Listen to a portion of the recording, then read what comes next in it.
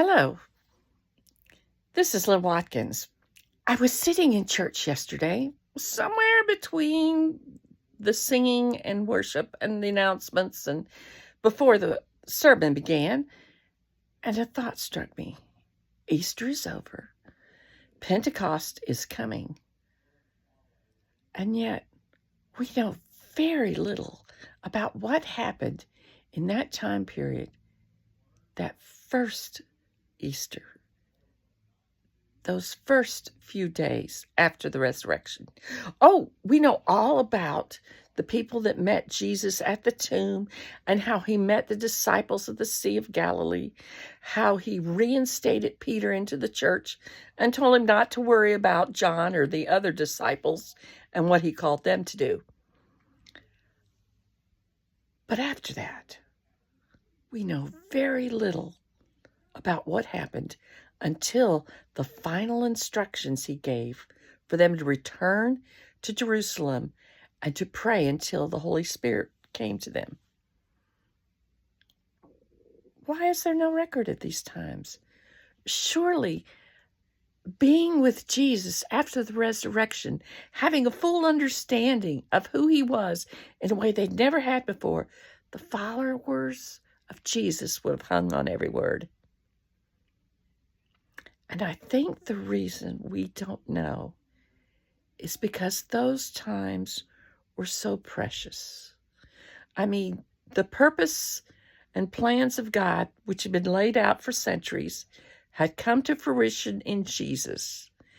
The time of the launch of the church was a few days ahead, but that time, it was time for people to love Jesus with all their hearts, to just fellowship one-on-one with him, and for him to let them know how much each one of them meant to him.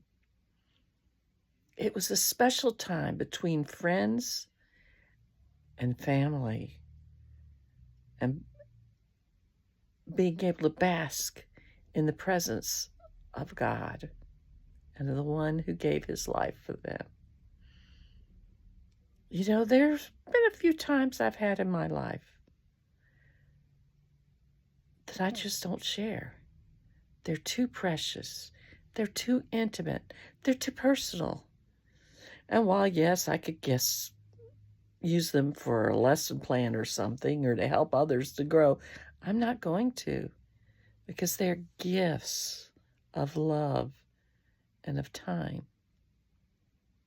And I think that's why the Bible does not record those special conversations, the jokes, the laughter, the homage, the worship. And yet, we can have those same times.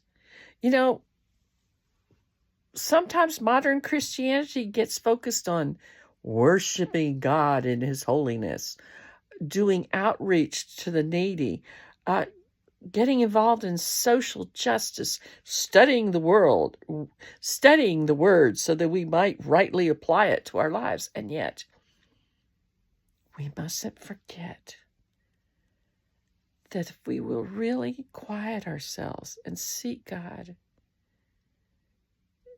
then he will be as intimate and as personal with us as he was with the original disciples, the original followers of Jesus. I encourage you to seek to experience that sort of precious secret times, if you want to say it, with the Lord. And one of my goals for the rest of my life is not to get so busy doing other things that I forget